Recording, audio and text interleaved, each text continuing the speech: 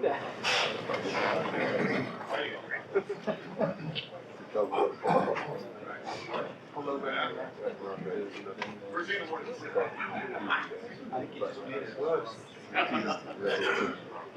right, ladies and gentlemen, good evening and welcome.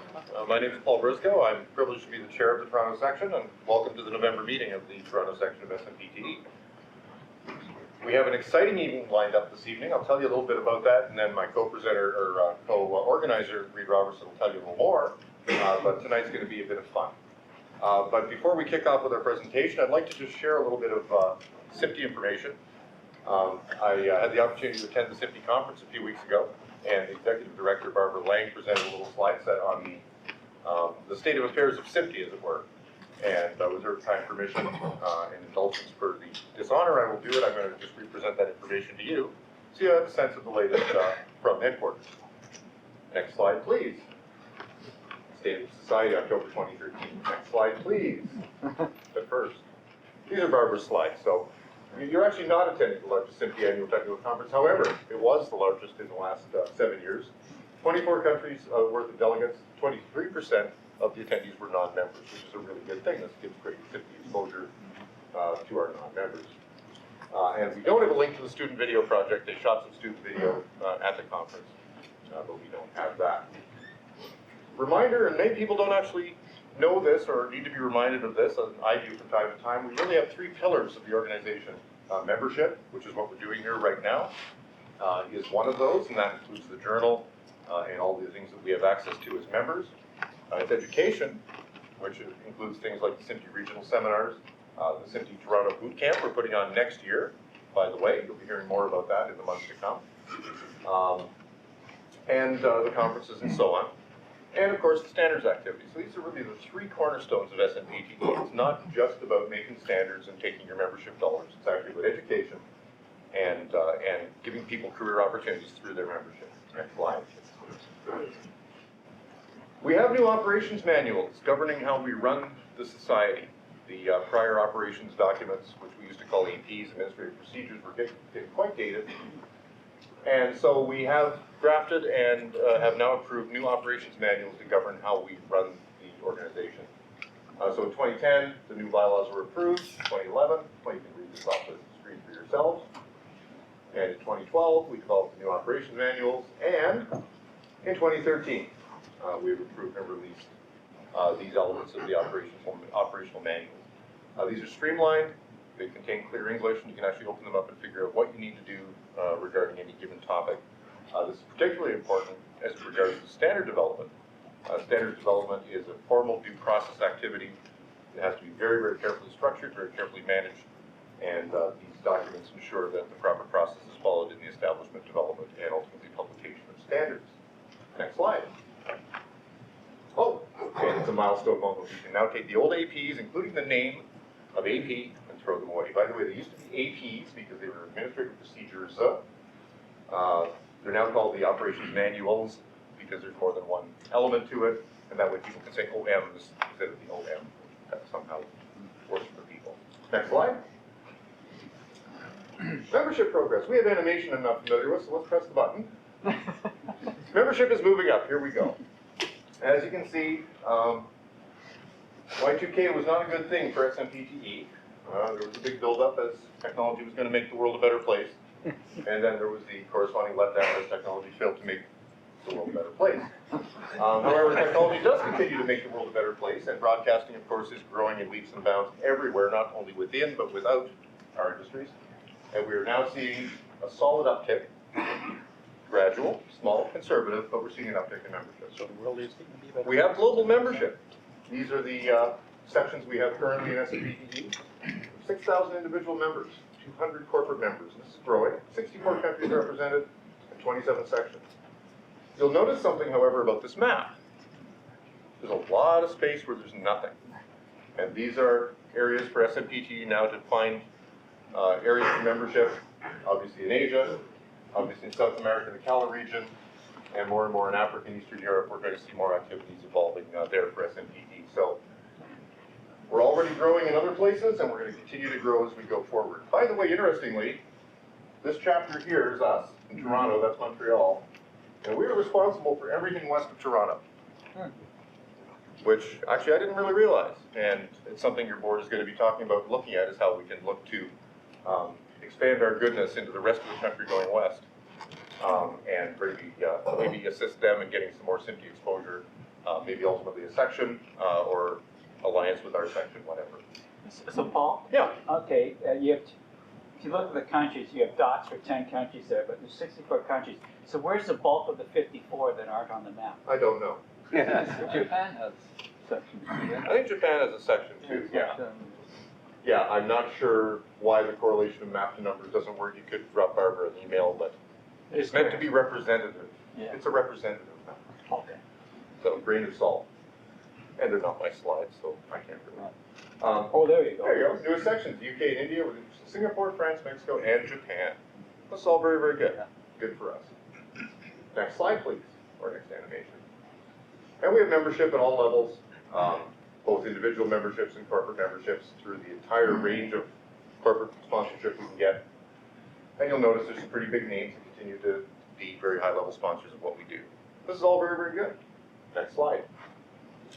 Bill Miller, I just have to mention Bill Miller. Many of you know Bill Miller. He was the VP of Engineering for ABC Television for 125 years or something, very, very long time. He retired several years ago.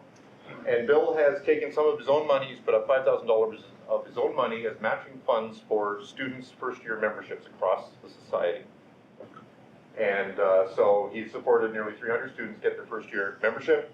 And Bill has committed another $5,000 to do this again. So I just mentioned Bill Miller. He's a big champ in the organization. He's been involved forever in SMPTE activities. He's very, very involved in the standards community. And he's a very, very generous contributor to SMPTE. So just had to mention his name. Kudos to Bill. Next slide, please. Oh, thanks. Our education progress on the education front. Well, this is our goal, is educating the industry on media technologies. And we do this through many means. We do it through the conferences at these various events. And these are the only events. These are sort of the major ones. Next slide. I think there's more. Well, but they zip up. We do our monthly webcasts, which I will, by the way, be starring in one of early next month sometime. We've got to look up the date and figure that out. We publish our journal. How many people in the room are not SMPTE members? Put up your hand, because you don't get the journal. Oh, too bad. It's a great magazine. Come and see us afterwards and talk about membership if you like. It's really, really good reading. It's dry reading, and that's what it's supposed to be. It's supposed to be interesting, but on the engineering and technical front, the sort of stuff you read in the men's room. I keep mine on the sink there. It's handy, and it's great reading. Next slide. And our virtual classrooms. So, for example, we're now doing CCNA courses coordinated through SMPTE, and more of this is going to be coming. Where SMPTE is the focal point for our industry, bringing other kinds of education to us through the central point of SMPTE. Next slide. So we're educating more SMPTE members than ever before, and we continue to do that. Standards progress. Next button. Our standards ecosystem. I'll give you time to read the eye chart. I really won't. SMPTE is the source of standards in the professional motion media industries. Remains such, and you're going to hear about some activity tonight, which brings us back to the forefront again of emerging technologies, where we tend to always be. So I won't make you read the eye chart, but we're involved across the industry in different verticals of application, and of course in all the horizontals of sub-application. Next slide, please. Over 600 industry participants participate in the Standards Committee activities, 160 working groups working on one thing or another. These are formal activities, ultimately in the aid of development of standards. We hold 4 quarterly plenary meetings in person. Next one's in December in Atlanta. And learn about recent development from the meeting reports. And these meeting reports are published on the SMPTE website at that address, or you can navigate the homepage and find the link. And quarterly, you'll find an update on what's happening with all of the standards activities in the organization. Next slide, please. There's our standard quarterly report. Don't read it. Next. Let's start off with 10E. Always starts with my committee. Yeah, well, we'll get to you. Here's some work underway. We won't dwell on this. We're actually going to talk in detail about some work underway tonight, but it's not this. And next slide. You can read about all of this. This is interesting. This is a joint task force of the EBU, Video Services Forum, and SMPTE, and it's to figure out how to use IP networks for professional media. There's lots of ways to do it. They're all emerging, most of them outside of us and around us and everywhere, and we need to get a grip on this. And this group is looking at how to, as a unified body of the industry, bringing together EBU, VSF, and SMPTE, put together a position for how we think it should work, a starting point to discuss what technologies will be at the core of IP distribution. So this is underway. And we've published the request for technology, by the way, at this point. John, do you know, is that a publicly available document? I think it is. I think that document's public. I believe. But to get any kind of submission in, you have to actually join. Okay. And the study group on the UHD-TV ecosystem. This is another very important study group. This preliminary report was published just before IBC. We're going to hear all about stuff related to this tonight. But obviously, the big buzz for Christmas is 4K TV sets, 4K TV panels, or UHD TV, depending what they want to market it as this week. So we're working actively on this topical area as well. These are the two main emerging areas in our industry that we see activity necessary on and we're working on actively. Next slide. Oh, look at this. 800 downloads so far. Well, it's got to be a good thing. Next slide. So here's our goal, to be the leader in the advancement of the art, science, and craft of image, sound, and metadata ecosystem. Doesn't sound so bad. Achieved through dedication to membership, education, and standards. So that's what we're here for, and that's what SMPTE does going forward. And as we approach our 100th anniversary in 2016, this is going to be the focus of SMPTE marketing and SMPTE branding and what we do. Next slide. Challenges ahead? Well, we got to get new people. We don't mean new people from the old industry, we mean new people from the new industries. These industries are emerging around us, in parallel with us, replacing what we do in many ways. These people can benefit from what we know and what we do, and they can educate us about what they're doing so we can bring our heavyweight knowledge base to bear and help them. So we need to attract them and get them involved. We see increasing diversity, and we have to address this. We need to stay ahead of the trends. Go back one slide. Thank you. We want to stay ahead of the trends, such as IP and 4K, and that's why we're actively working on those. Even though we see the consumer products, rushing in, we think it's premature, we need to be there. And collaborating with others. We don't own the industry anymore. There was a time when SMPTE standards were it, but we now have internet standards. We have other standards related. We have IEEE standards. These all have to be harmonized with what we do, so everybody gets the benefit of everything. And then best of all, the next slide, 2016, SMPTE will be 100 years old. There's many activities already being planned for the centennial. It should be a lot of fun. We will be running a Toronto boot camp in 2016, and I guess we'll have to say it's our centennial boot camp, even though it's not really. So it should be very interesting and a lot of fun. Next slide. And thank you to the dedicated SMPTE volunteers, who in this case, by the way, is your Toronto board, and I think all of them deserve a round of applause. This thank you comes from Barbara Lang to all members. She said, please tell your Toronto section members thank you from me for your membership and your participation in your ongoing interest in SMPTE. So that's it on the SMPTE front. Thank you, Mr. Hudson, for advancing my slides. And I would like to just turn over the evening now to my co-organizer, Reed Robertson, but I know he's going to read a very boring intro and bio for this presenter. So I just want to say, tonight's presenter is a real treat.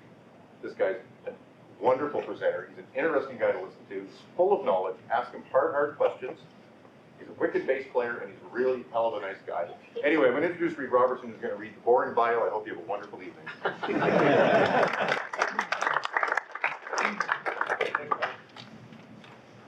Originally, we have our meetings the second Tuesday of the month. But unfortunately, John Hudson was at interview in Japan. He couldn't be here. So we pushed it off another week. He was available this week.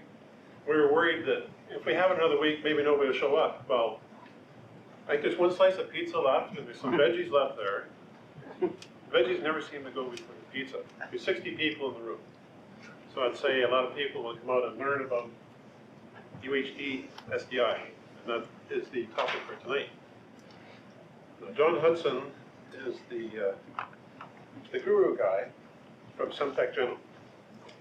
John Hudson is Director of Product Definition and Broadcast Technology in the Genom Products Group of SMPTEE Corporation. His responsibilities include technology strategy, product definition, and international standardization for SMPTEE's video and datacom business.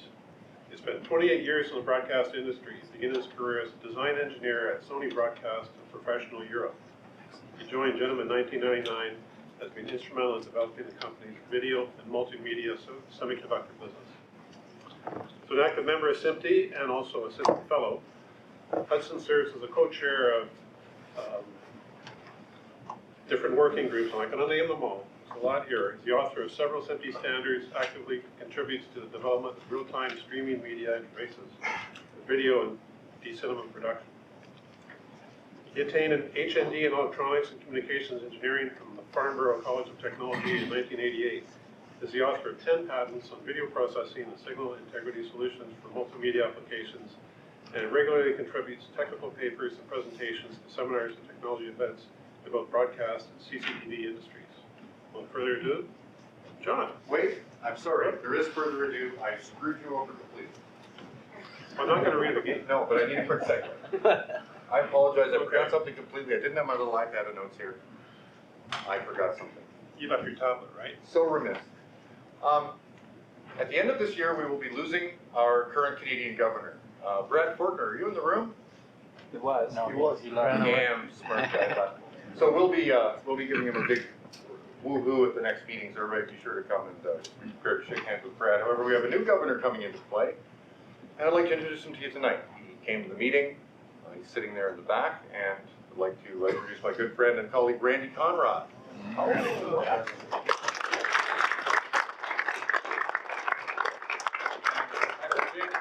Randy's going to be giving a nice little talk about his plans for his governorship. So my apologies, Randy, for not introducing you right off the top. Randy's here. Please say hello, introduce yourself, and chat him up. And now back to Reed. I think we With got Randy no more stand up ado. and wave so people know who he is. We did. Oh, stand up and wave, Randy. There's Randy. Now no more ado. What you do about nothing? Oh. With that, John Hudson. Thanks very much. Next slide, please. So, UHD, it's here, it's great, but what is it?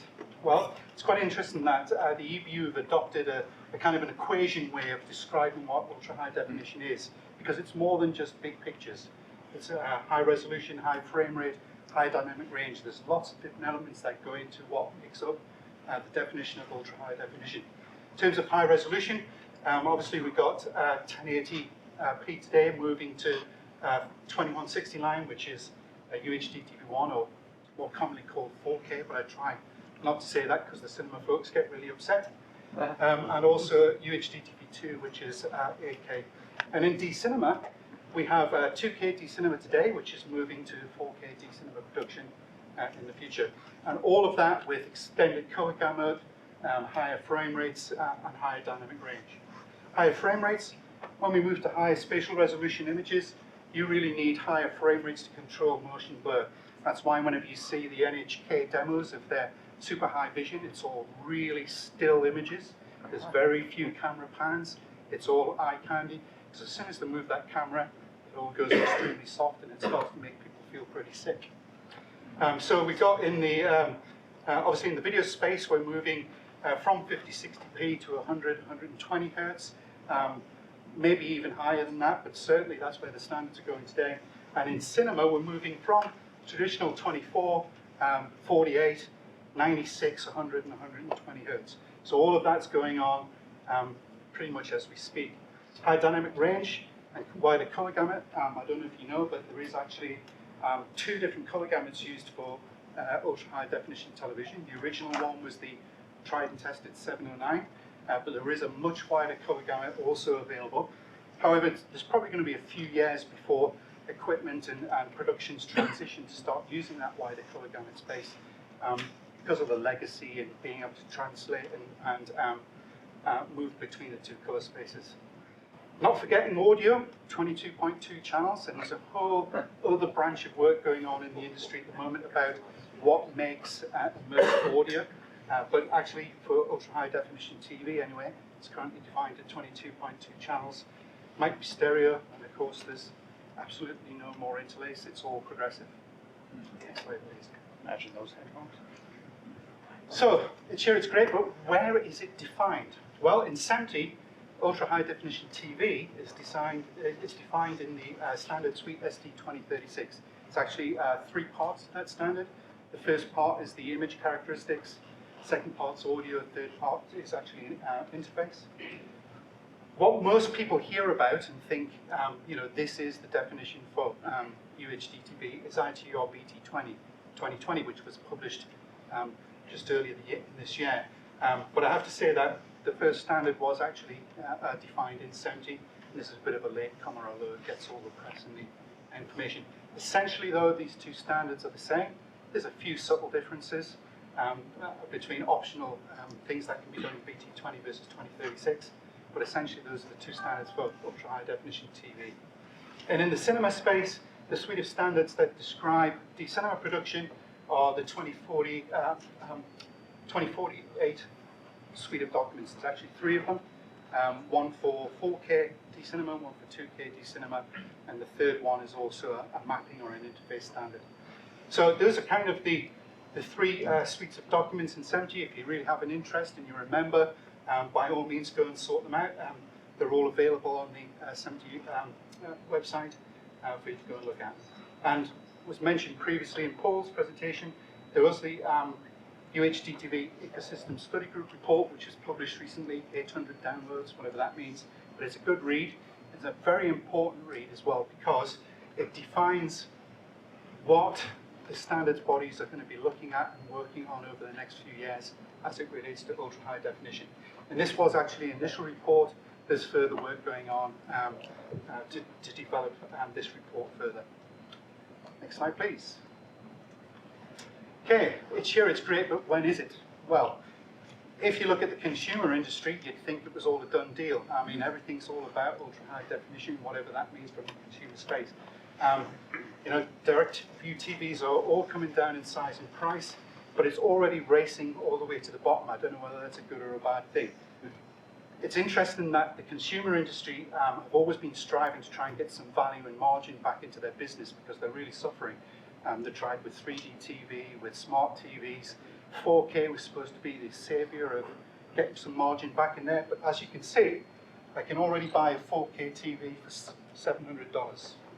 So it goes everywhere from $700 to $40,000. It takes your pick and you spend your money. The real thing to note about it, though, is just how many manufacturers are launching product. Obviously, at the high end here at $40,000 plus, that's way too expensive for it to really take off.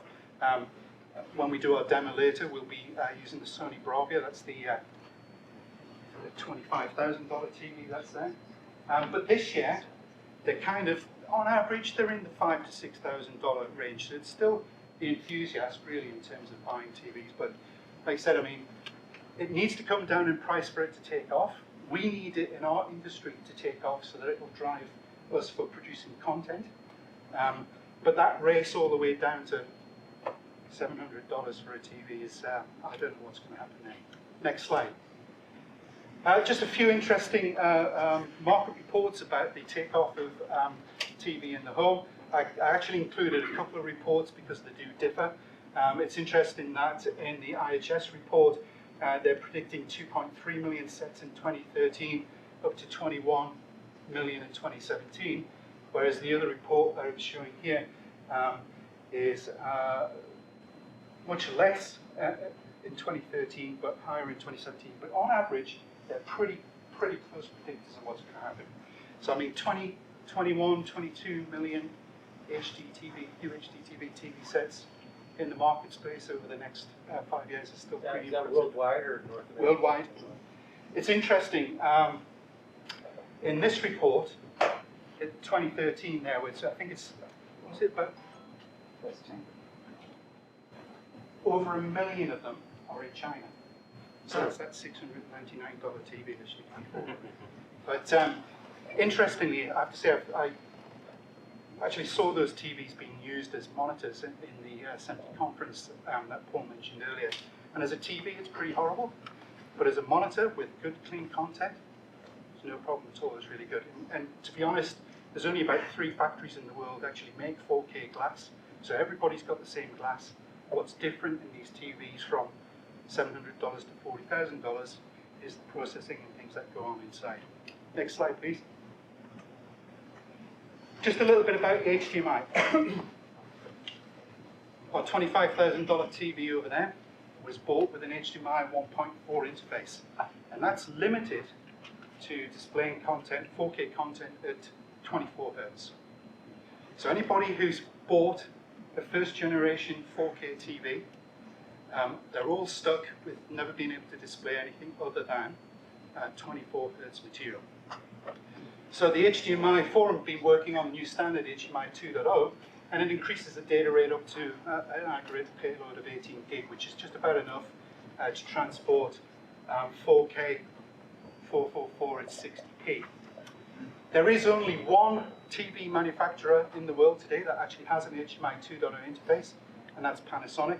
Everyone else who's already launched the TV sets are promising firmware upgrades to allow them to use their 1.4B interface to actually get to 60p, but of course they've had to restrict it to 8 bits and 420 to do that. My question to those manufacturers would be is, where's that source coming from? I really don't know, but I guess if it's a Sony or whoever, they'll own both ends so they can do what they want. And other companies are using out of the box upgrades for their TVs. So the real point to note is that expect all the major TVs manufacturers to be releasing HDMI 2.0 in their 2014 models. So at Christmas time, if you're seriously thinking about buying a 4K TV, make sure it has an HDMI 2.0 interface or an upgrade path to it. Next slide. Of course, there's all kinds of stuff going on with home theaters, with projectors and monitors, media servers from many companies, PCs, graphic cards, laptops. There's even a tablet with a 4K resolution display. Go to the next slide. The thing that really freaked me out. Cell phones that can record and stream at 4K. Camcorders. So there's lots of ways as consumers we can generate our own 4K content. But of course there's no way for, at this point, to actually show any professionally produced content. Next slide.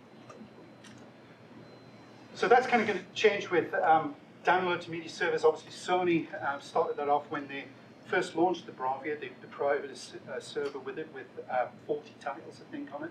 And they're offering a download service. Netflix is making big announcements about starting a full service next year. They're already doing some trials. And I'm sure many other TV brands will have their own things in the next little while. There's quite a lot of things happening on satellite transmission to the home. Lots of trials and one-offs. Again, there's no full service offered yet. Question mark, are there going to be regular service in 2014? I don't know. It's probably just more beefed up trials. And we really need to see what's going to happen in Japan. Over the air, after a while, I don't hear anything from any of the industry for over the air for UHD TV at all. Even the ATSC 3.0 work doesn't actually contemplate it very well at the moment. But as you know, there's lots of work going on in compression, etc. Same with the cable industry. I think they're all waving their hands and waiting for the next compression system so they can fit another 1,000 channels of 4K onto your cable. I'll bring it in a second. The real takeaway from it here is that there's very, very little native content available.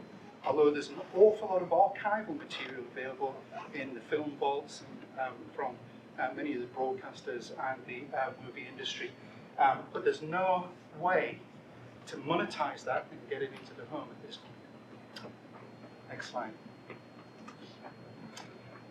So what is happening in terms of our industry? Well, as you know, UHD-TV, or Super High Vision as it's called in Japan, really is something that was spearheaded by NHK, and they've been doing lots of work and lots of experimentation on both 4K and 8K. Now, interestingly, they seem to have skipped past 4K now, and they're really focused on 8K at this point.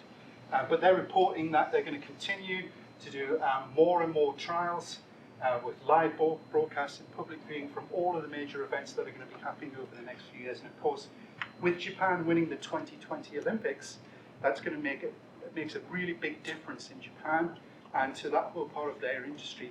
And it's really speeding up their transition to 4K and 8K. And there's even some rumor that the Japanese government may well mandate 4K broadcast to the home in the 2015-16 timeframe ahead of those Olympics coming along. Just as they did for high vision, as they called it, or HD, back in 2005. That was a government mandate for that transition. And obviously they've been waiting 7 or 8 or 9 years or whatever it is for the next major upgrade. And this could well be the driver for UHD TV to the home. Next slide. Question? Yep. What's the difference between super high vision and UHD? There isn't. Super high vision is NHK and Japan's government name for UHD TV1, UHD TV2, 4K and 8K. Right. High vision was their name for HD originally. Going past the 30 frames per second barrier for televisions, right? When do you think that's going to happen? Because most of the sets now are there any monitors actually doing 50 and 60 frames per second? That TV over there is probably good to about 240 hertz. The TV can do it. The display and electronics can do it. It's the interface that's the It's restriction. the interface that's stopping. Okay. So another interesting thing that's happened is there's been a lot of work kicked off by the EBU and the DVB in Europe, and back in May they had a 2-day meeting in London, pulled together a lot of industry experts to look at the state of UHD TV. They call it the UHD TV fact-finding meeting, and there's a lot of really cool work done there. A lot of all the great and the good of the European industry got together and rubbed their tummies and had to think about what they thought UHD TV might look like as it rolls out in Europe. And they really came to some really interesting conclusions. And they put together a plan, which is a 3-phased launch of ultra-high definition for Europe. And in that first phase, which is in the 2014-15 timeframe, and remember, this is for production and broadcast to the home in whatever means. They were looking at certainly UHD TV1 at P50/60, but interestingly also HD at 100 and 120 hertz. Sticking with the 709 color space, no high dynamic range in that first rollout in the 2014-15 timeframe. The second phase of that would then up the ante. It's still remaining within that 4K or the UHD TV1 frame in the 2017-18 timeframe, but now they're talking about going to higher frame rates and a wider color gamut with higher dynamic range. And when they got 10 bits here, they mean 10 bits to the home. Right? So of course you can imagine, this is not just the broadcasters, this is set-top box manufacturers, satellite providers, everybody has to be on board with this scheme. And they were all involved in the meeting. And sometime in 2020-ish maybe, we might get to 8K to the home. I'm not sure if, I think the jury's still out on whether that will ever happen. I think that kind of resolution may always be for live presentation and special events, which is probably why this particular group just pushed it out to sometime in 2020. Although it is interesting, like I said, that the national broadcaster in Japan, NHK, are indeed driving down that path. Next slide, please.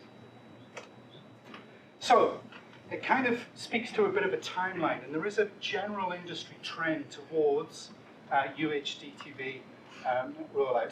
And there are key events along the way, and I missed out the Sochi Olympics because I just couldn't quite fit it on the chart. But the key sporting events are the things that will drive different transition points along the way. So obviously we've got Brazil World Cup and the Rio Olympic Games, which will be definitely 4K. There'll be a lot of 4K acquisition and certainly live presentation. But as far as I know, NHK are beefing up their trial broadcasts direct to home there. And of course, when we get out to the Tokyo Olympics, we're up at the 8K of range for trials, etc. Next slide, please. I just wanted to highlight the fact that that general industry trend, which is kind of what the rest of the world is thinking, is not what NHK is doing in Japan. And I have to say that it is only NHK in Japan that are on this accelerated trajectory. When you talk to other national broadcasters or other broadcasters in Japan, they kind of look at you strange and say, yeah, well, that's NHK. We're on this path. But their intention is by 2015-16, certainly, to put together the entire infrastructure to do 8K production and broadcast. Personally, I think they'll still be doing 4K. Right? And then this will just be some small, slight, very important nonetheless trials, but I think the main bulk of their work will be 4K. Next slide. Meanwhile, in international standards land. So, ARIBE is the kind of domestic standards body in Japan. And NHK, along with their push towards 8K production, have developed an interface standard within ARIBE, which is essentially a 240 gig interface. It uses 24 lanes of 10 gig on multi-mode optical fiber. And that's really was a domestic standard. They needed to do that so they could get the Japanese equipment manufacturers to build equipment for them so they could do their 8K trials. They've now finished that work in Japan and they're bringing it to the ITUR for international ratification.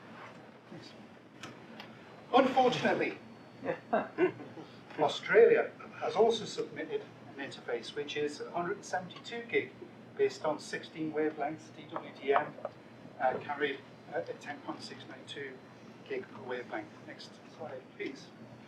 So while those two fight that out in the ITU because they have to come to some kind of harmonization or agreement, either the ITU will choose one or the other, or they'll harmonize together. Next slide, please. SMPTE is kind of waiting in the wings, ready to take on all comers at the end. Next slide, please. And the poor old EBU is kind of stuck in the middle, trying to referee the whole thing. Which one will win? What happens in the end, I don't know. I expect that there will be multiple international interface standards again, which is a bad thing for the industry as a whole.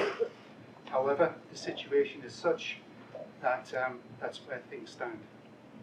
So this is all breaking news. It's happening literally as we speak.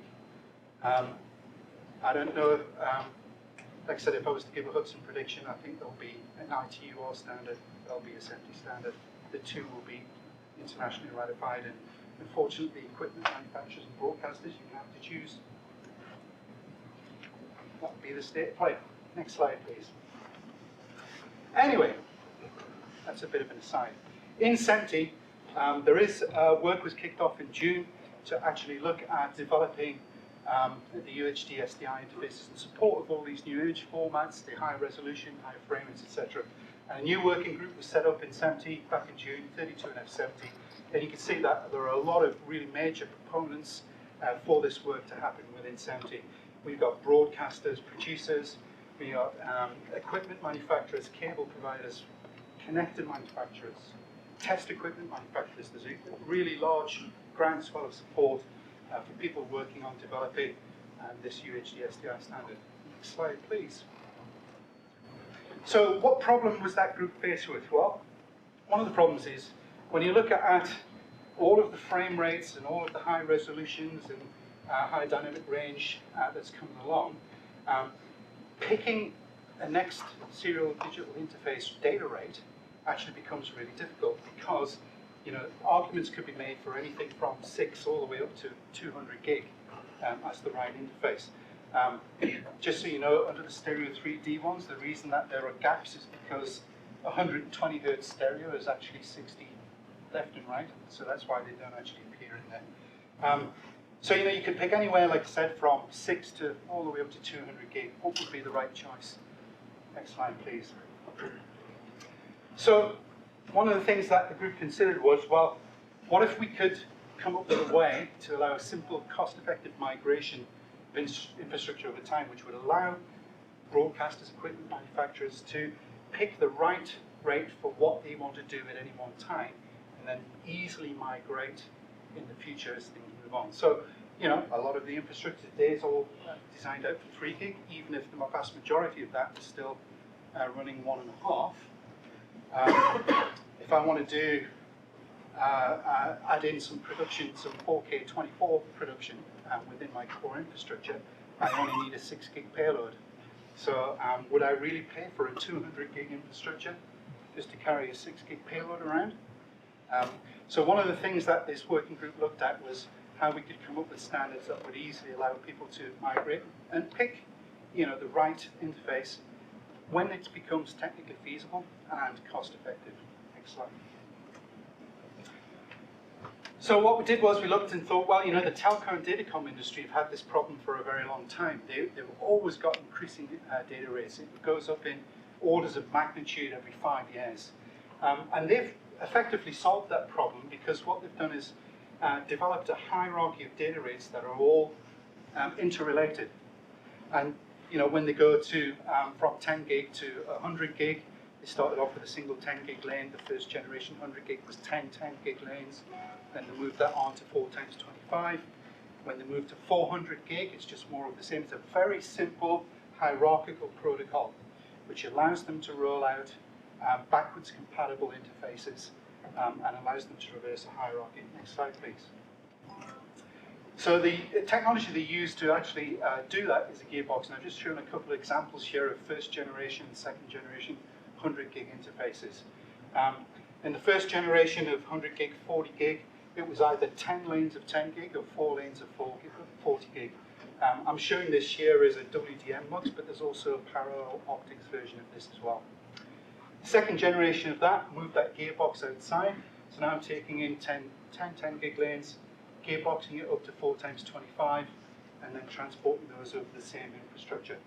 The next lot of that goes up to 56 gig electrical, and there's all kinds of weird and wacky optical modulation techniques that they're using to squeeze even more light down the fiber. It's really interesting stuff. It's really bleeding edge stuff. They're pushing the semiconductor technology. And just, you know, for the people in the room who are familiar or equipment designers, just to note, we still play down in 3 gigabits per second. But this industry, 10 gig is de facto, they don't worry about it anymore. 25 gig is becoming the same way, but to move from 10 to 25, that's a shift in materials and design techniques. There's all kinds of new learning required, new connector design. There's a lot of really bleeding edge technology that goes into that, and it isn't cheap. A lot of people think moving to IP networks. Paul was mentioning that working group that was there before. A lot of people think that's a great idea because it's all going to become magically cheap. It is not cheap. Okay? I mean, shipping today in the highest volume in data center is 10 gig Ethernet. 100 gig links, 200 gig links, they're still in the tens of thousands of dollars per port. They're still very, very expensive. Next slide, please. So anyway, now that SMPTE's kind of standardized, or just about finished standardizing their dual link and quad link 3 gig SDI interface for the transport of 6 and 12 gig payloads, it seemed like a good idea to take that gearbox concept and maybe apply it in broadcast. And certainly, as a first pass, you need to look and say, well, I think if we take the dual 3 gig and create a gearbox interface to go to 6, or the quad 3 gig as a gearbox to 12, then of course you can take that concept on further. As it becomes cost effective to implement these higher data rates and still continue to reuse the core infrastructure, of course, then we can roll out higher and higher data rates using more and more lanes of the same technology. Next slide, please. So what does that look like? Well, if we start off with that original chart I had where we've got HD, 4K and 8K along the top, we've got frame rate 50, 60, 100, 120 hertz. That multi-link 3 gig standard, and I will talk a little bit about the state of that in a moment, kind of gets you from single link 3, 2 times 3, 4 times 3. You can see that 4 times 3 gig and 12 gig interface certainly gets you up to 4K P50, 60, that kind of interface level. You can see that really doesn't do anything at all for 8K, and certainly if you want to go to higher frame rate, or to higher resolution images or higher dynamic range images, the 3 gig standards are pretty much topped out as far as they're going to go. Next slide. So again, taking that gearbox concept, if we add in a 6 gig layer, you can see that things start to get a lot more interesting. Certainly we were talking, for example, about the European community. We're looking at our production at HD 120. Certainly a single 6 gig link will cover that ideal interface if that's what you're interested in building your infrastructure, your studio out for. Moving to 4 lanes at 6 gig, that gets you to 120 at 4K. And now we start to get quite a bit more interesting in terms of the low frame rate 8K support. Next slide. When you add in the 12 gig layer, now it starts to get really compelling because we're getting a lot more coverage now. So now we get full coverage for high frame rate, high dynamic range, high resolution 4K. We start to see 50/60 at 8K. So you can see that you can build from a core today a multi-link 3 gig using a very simple gearbox approach to adding more lanes at higher rates, just as the datacom industry does. And like I said, as broadcasters, as equipment manufacturers, you can pick and choose the time at which you want to transition to those kinds of formats and rates within your facility. And all of these rates still work on your core infrastructure. But as you can see, even there with 12 gig, we don't have enough bandwidth to support UHD-TV2 images. Next slide, please. So when you add in a 24 gig layer, now we're starting to make a bit of progress. You can see that we're now at 8K 120. Next slide. But you actually need 8 lanes of 24 gig to go all the way up to the highest resolution in 8K. So why? 2 things about this particular work is 24 gig is actually the limit of what lasers can laser at today. That is as fast as you can go, right? So brand new technology and capability required to go any faster than that on optical interfaces. But interestingly, not shown here today, but we have actually done some work within our own company, and we can actually transport 24 gig over normal coax and normal BNC connectors up to about 30 meters. So it might be useful for some small islands if that's where you wanted to go. Like I said, the datacom, telecom industry are moving beyond here. They are going to 56 gig electrical with all kinds of super cool, exotic materials to go beyond it. But today, 24 gig really is just about the top limit that you can realistically do with off-the-shelf components. Next slide. So, UHD SDI, continuing the evolution of SDI, what is it then? This project work in SMPTE is standardization of a hierarchy of interface profiles operating at 6, 12, and 24 gig nominal line rates, covering both UHD TV and D-Cinema applications. So in TV, it's everything from HD TV at 120 Hz all the way up to UHD TV at 120 Hz. And in D-Cinema, it's a single interface that covers everything from 2K 24 all the way up to 4K 120. Reuses the existing infrastructure, 75 ohm coax, and largely speaking, where fiber has been deployed in broadcast studios, single mode fiber. Whatever's already installed in there absolutely can be repurposed and reused with these new interfaces. And one of the key things, that makes the whole gearbox concept work, is that the standards are all completely backwards compatible with existing single link and multi-link 3 gig interfaces. It really does just build on all of the technology and capability mapping structures that are used in the 3 gig interface and extends them up through 6, 12, and 24. Next slide. So, there's an awful lot of work happening. There's 3 separate standard numbers assigned to this particular project in SMPTE. There's one for the 6, 12, and 24 gig interface, and you can see them listed here. And each standard is also broken down into multiple parts. Next one. Part 0, if you're familiar with multi-part documents in SMPTE, that's always an overview or a description of the roadmap of what all the other documents do. Next, please.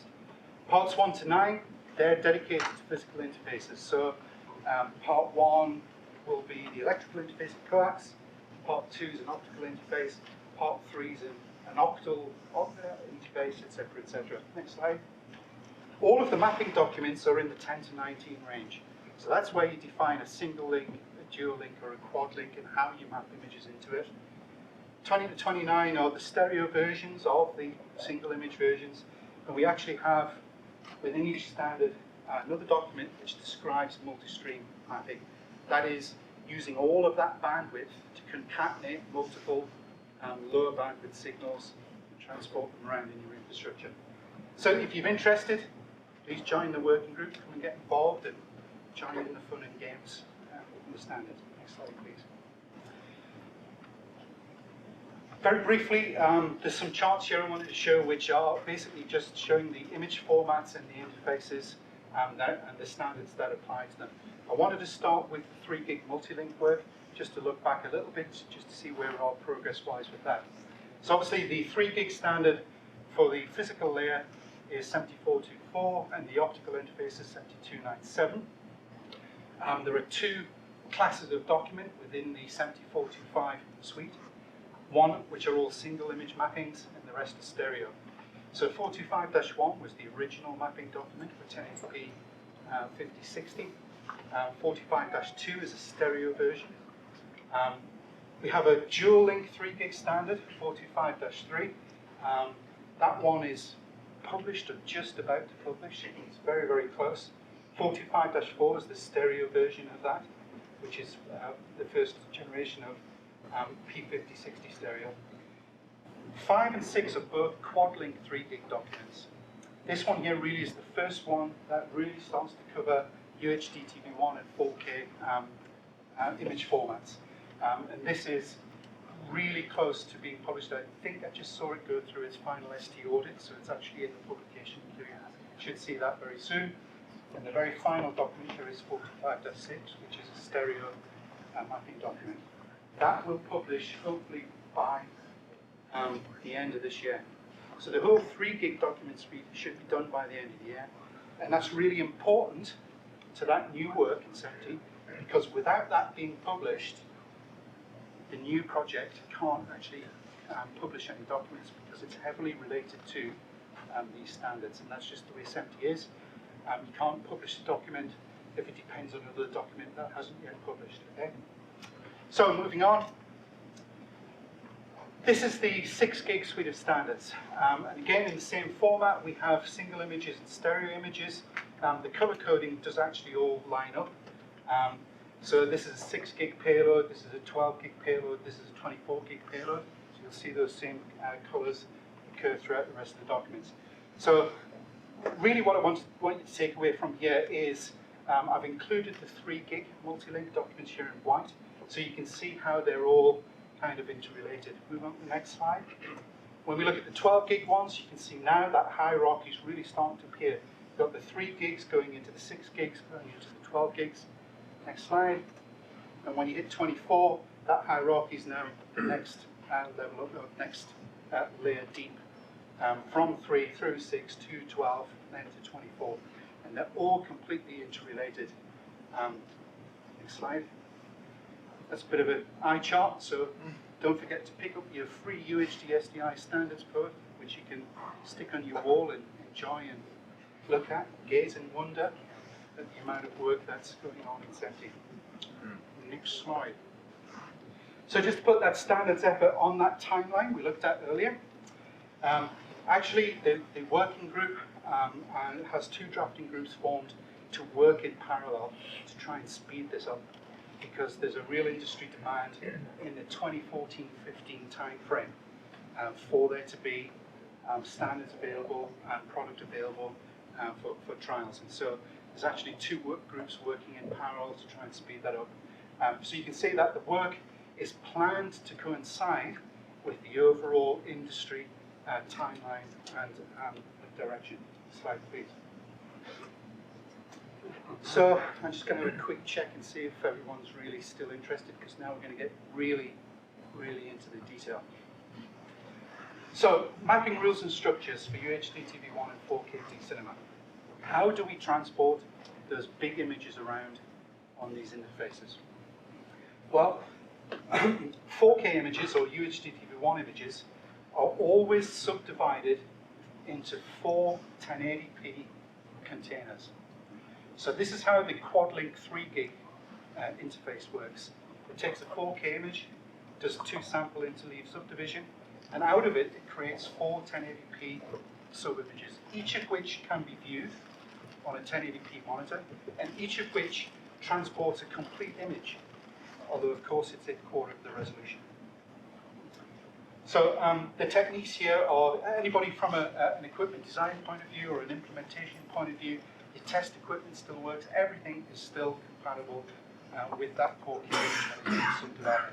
And basically, if you've implemented 3 gig SDI in equipment, you already have all of the IP in place to actually handle a 4K image. Next slide. So what do we do with 8K images? Exactly the same thing. Take an 8K image to sample subdivision, creating 4 4K images. Each of those 4K images is then subdivided into 4 1080p images. That's notionally how that gearbox function works, right? Another way of saying it is, once you've developed 4K and you've reused your 1080p IP, it's really easy to move up to 8K because it's exactly the same thing, it's just more of it. Next slide. Maximum reuse. This is probably really low level detail. How is that data mapped? It's mapped into virtual containers which are 10 bits wide. You might remember from HDSDI we had a Y and a C channel. Each of those are 10 bits wide. It was exactly the same when we moved to 3 gig. So when we do 6 gig, 12 gig and 24 gig, it's exactly the same thing, but we repeat it. So to move from 3 to 6 gig, you double up. You move to 12 gig, say 24 gig is 16. So again, think about this from an implementation point of view. If I've already implemented 3 gig, I already have all my IP to do this. If I want to move to 6 gig, I take that IP and I drop down 2 of them. When I want to move to 12 gig, I take that same IP and I drop it down 4 times. So it's complete backwards compatibility and reuse of existing IP. Next slide. Ancillary data is a really important item. The way that ancillary data mapping works in the current 3 gig standards is kind of illustrated here. Ancillary data goes into data stream 1 first, and anything that's left over goes into data stream 2. So when we extend that out to 6 and 12, you keep exactly the same deal. Start off with data stream 1, overflow goes into 2, 3, 4, and 5. Again, from an implementation point of view, if you already have code for ancillary data insertion, nothing changes. It's exactly the same. Next slide, please. Okay, just an example which really is here just to try and reinforce that ultimate reuse of IP and implementation. This is how a 4K image is transported via quad-link 3 gig. As I said before, you take the 4K image, you break it down into 4 1080p images, and you transport them over virtual interfaces. And in quad-link 3 gig, each of those interfaces takes a single 3 gig link. Next slide. When we do this on dual 6, everything from there is exactly the same. The only bit we changed was how we multiplexed it up. And in fact, that statement there is it. Only the payload identifier changes to signify that this is now carried on dual 6 instead of 4.3. Next slide. And when we do that on 12, again, it's exactly the same. Everything up to here is exactly the same. We just changed the final multiplex. Next slide. Yes, so this is a new bit. So everything that went before absolutely is a complete reuse of anything that's been implemented for 1080p 5060 on 3 gig. But to handle higher frame rates, we have to do a couple of new things. Because today, there are no interface standards at all for carrying anything beyond 60 Hertz. They do not exist. Not anywhere in the world. There is no standard for 100 and 120 Hertz. So we have to provide a standard for a basic container at a higher frame rate, and we also need to provide a method for mapping the video data into that container. Next slide. So there was 100 ways to skin the cat. Well, there was 4. You could either do every other frame, every other line, some kind of pseudo interlaced structure, or you could just do a half odd and even sample structure. And what the 32 and S70 committee decided to do was to go with the odd and even sample split. So it's actually going to take 120 hertz frame, and it's going to put it on 2 images. Both of those 2 links, sorry, both of those links are actually 120 hertz interfaces, but they only have half the line length that you would normally see in a 1080p structure. The reason this was chosen is latency. It only incurs a 2 sample latency to do the split. But it does create this really unusual raster structure, which, if you actually carried it on a wire, wouldn't go through your existing switching plant or anything like that, because the lines are all too short. Next slide. However, it actually never appears on a wire, because that's a virtual construct, and those data streams are mapped into a single interface before it goes onto the wire. And in fact, when you mux it together, it looks exactly like any other SDI stream. If I look at this 10-bit container, it's carrying CBY, CRY, CBY, CRY at the full line length. So we create this virtual step, which creates this unusual half line length, but in actual fact, when it's actually put on the interface at 6 gig, it is a full stream which can be go through your normal infrastructure within a mixed environment. Next slide.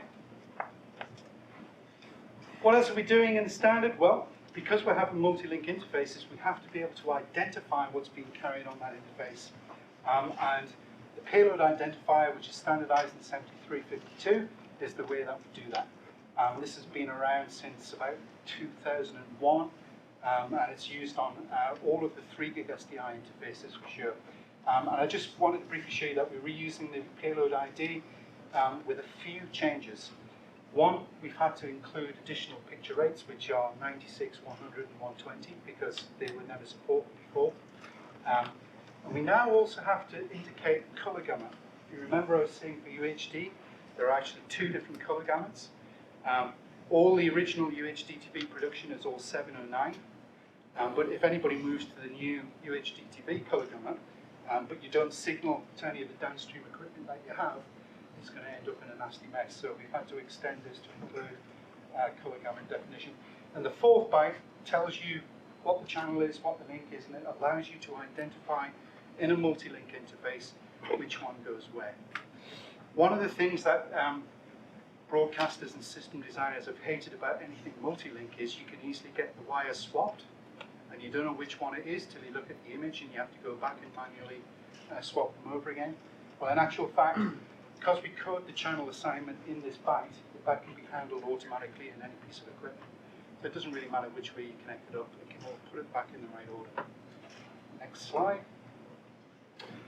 Physical layer, electrical. So I just thought I'd highlight the parameters that are being defined for the coax cable interface, and for completeness, I actually included all of the SDI interfaces from the 270 meg link all the way up to the 24 gig link. You can see that these are the kind of cable lengths that are expected from that first version of the standard. And it is worth noting, of course, this is the first based on the first generation of silicon and capabilities, right? But it was important that the standard allowed reuse of existing infrastructure. If you built a 3 gig plant and you're using 7424 compliant cables, connectors, bulkhead connectors, etc., we wanted to make sure that it would reuse that. So it's interesting that, it's 6 gig, at 100 meters plus, 12 gig and 60 meters plus. That's kind of where we were when we came out with the first generation of HD SDI. I mean, at 3 gig SDI, we must be 3rd, 4th generation in now. So whereas at 3 gig, we're doing 200 meters after 3 or 4 generations, you can see that, even at 12 gig and 60 meters over the first generation, that's pretty good going, and it just kind of shows you the how far technology's come on in that time. Although, to be fair, it still has a ways to go. This is still quite expensive and power hungry to do. Next slide. Optical fiber interface. Today, SMPTE standardizes its optical interface for SDI in 7297. And that covers everything all the way up to the 3 gig level. At 6, 12, and 24, we actually heavily leverage what's already done in 297, because again, what we wanted to do was make sure we could repurpose that installed base of single mode fiber and LC connectors. And so that has been extended out from 6, 12, and 24. In datacom land, this is kind of Cypriot. That's like consumer datacoms, right? They don't really worry too much about that. 10 gig is absolutely mainstream. It actually runs all the way up to 11.7 in datacom and telecom, and actually to 12.5 in telecom. And 24 gig is what's emerging now as the next generation interface in datacom. Point being, those are all technologies that we can leverage and bring into the broadcast space. Next slide. Actually, that's just the receiver for optical. Move on. Next slide. What's also being standardized, though, is a robust optical connector solution to go along with UHD SDI. One of the problems with multi-fiber interfaces is that they're not really very robust.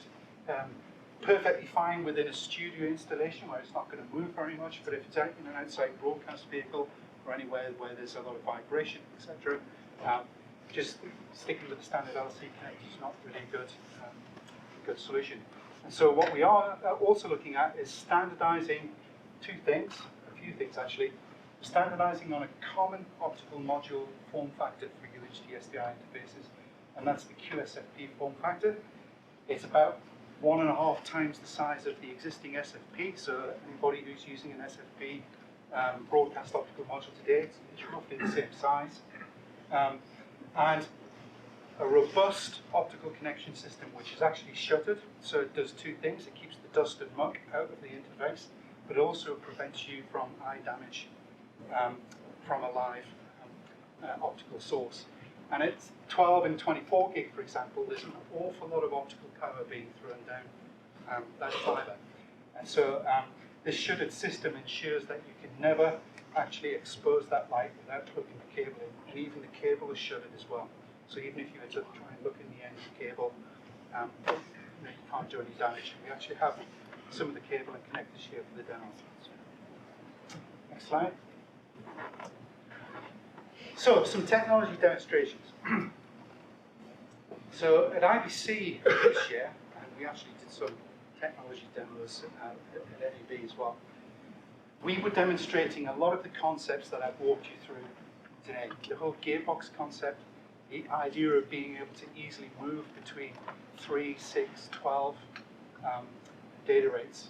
So at IBC, we actually had a demonstration of 4K 60 image, or actually UHD TV1 60 image, and we were basically it came from a 4K 60 quad link 3 gig source, and that's kind of state of the art today. Current generation 4K cameras and sources are all built on 4 3 gig links. There's still a whole heck of a lot of cinema 4K cameras around that are actually based on 4 1.5 gig links. But this is what's kind of being developed now. If you go and buy a Sony f65 60p camera, it's got 4 3 gig SDI interfaces on. So basically what we're showing here is we took the 4 3 gig links, which is 7425-5, we put them through a gearbox and put them onto a dual 6 gig link. And the UHD SDI standard that does that is 2081.11. So 4 3s to 2 6s. We took those 2 6s and then we gearboxed them up to a single 12. And the UHD SDI standard is 2082-10 that does that. Send it over some coax, and then we do the reverse and display it on the image. So one of the reasons why we wanted to do this was really to prove out to ourselves that the standard that was being written is actually implementable and it does work. And also to demonstrate that it is in fact possible to create these higher data rate interfaces over existing cables, connectors. There's nothing special about any of the PCB materials. You have to be a bit more careful with your design and your layout. But we wanted to make sure and prove that it was in fact possible to implement the standard. And we also demonstrated, as I was saying earlier, 24 gig over 1694 coax, normal 75 ohm BNC connectors. This is very special PCB material design and layout techniques and all kinds of other goodies to try and make 24 gig work. However, this is off-the-shelf datacom componentry. And we also demonstrated the QSFP form factor, which is actually carrying 8 fibers within that small optical form factor. So that's what we were showing at IBC. Next slide, please. As mentioned, last week we were at Interbe, and with that being a Japanese show and lots of interest in what the Japanese government and HK were doing, we actually wanted to extend the experiment to create the interfaces that would be required to support 8K, actually 8K120. So we actually had a demonstration at Interbe, which is a 96 gig interface. But again, we did it exactly the same way. We started off with 4 3 gigs, put it through a gearbox, multiplexed that up into 4 sets of dual 6, so that's quad 3 to dual 6. Those 6s we multiplexed up into 12s, and of course we did the inverse on the way back. So because we don't have an 8K source, and we don't have an 8K display, and in fact nobody has an 8K 120 display, we kind of had to freak the demo a little bit. This was actually showing 8 4K P60 images being transported over that interface, because that's all we could show. But the concept there is, remember we were saying how everything always devolves back to 1080p containers, 1080p images. That is exactly how that multiplexing standard works. If you want to carry an 8K 120 image, that is exactly what you will produce. It will be 8 4K 120 images that I carry. Wow. So that was our demo at Interbe, and we showed that over both coax and over optical connectivity at Interbe. Next slide. This is just a picture of that demonstration. You can see how really small and compact that interface ends up being. This board here, we actually have it here, we can talk through that in a minute, is what's creating that 100 gig interface. We've actually got a transmitter here and a receiver here, and we're using standard 1694 coax and standard single mode fiber.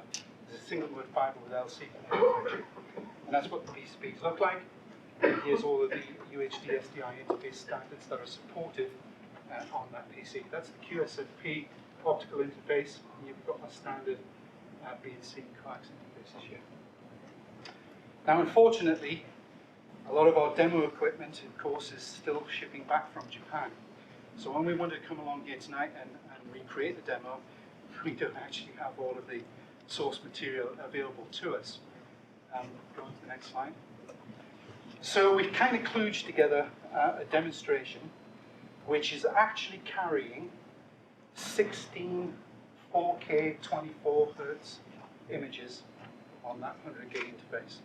It's because our TV, as you remember, as I said before, it only has an HDMI 1.4 interface, so we can never show anything other than 24 Hertz material. So we had to start with the 24 Hertz source, and that's coming off a server. It's actually coming off as a dual 3 gig. That's the 7045-3 standard. Putting that into a gearbox where we're taking dual 3 gig to single 6, and then we cheat and we do it twice. So there's actually 2 4K 24 images being carried here. We then put that into the 12 gig gearbox, and we double and quadruple that up, just so that we can show the whole 96 gig that's being carried here. So the demonstration that we will show you is all of the essential parts of that UHD SDI standard implemented with today's technology and operating over current infrastructure and components and connectors that were defined in a 3 gig studio deployment today. So it shows how we can get all the way up to the highest resolution 8K images using that UHD SDI standard using today's technology. Next, and I think final slides. So summary. SMPTE continues the evolution of SDI SMPTE has always been the home of the SDI standard, even though ITUR and other standards bodies have their own versions of the interface, i.e. ITUR is 1120, they always came after SMPTE. If you remember, I showed you earlier that there are multiple standards being internationally ratified. This is the first time that ITUR has actually taken on doing their own interface standard separate from SMPTE. You know, SMPTE has always been the lead here in terms of developing the SDI interface. As mentioned, it's a single interface solution for HDTV, UTTV, D-cinema production image formats. It's a hierarchy of line rates at 6, 12, and 24, all designed to work over existing infrastructure, all designed to be usable and very easily upgradable over that hierarchy as those technologies become affordable and practical to implement. And that's what the gearbox concept is about. And we're also standardizing a robust optical fiber connector and cable system for carrying these signals around. So it's actually quite easy to describe the project in 3 major bullets, but there's 34 standards documents being written to do this. So it's actually an awful lot of work to actually get that standard in place. Next slide. And that's the end. Questions, and then we're on to the demos, whatever you like. Has anybody got any questions?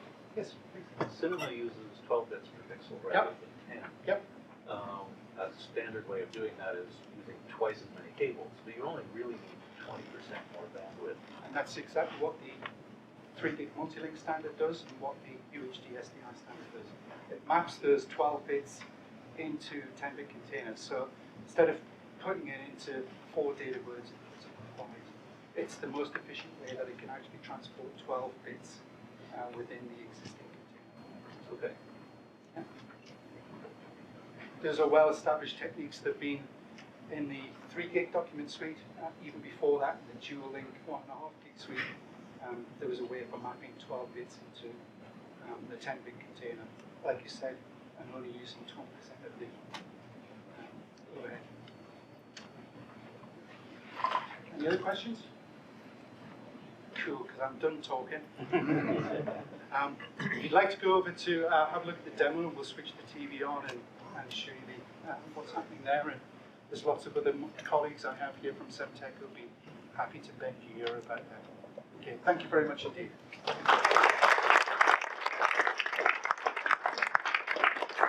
One of the demos, I would present you with the Oh, certificate. very nice. Thank you Sharing very your time much. and expertise with us. Right.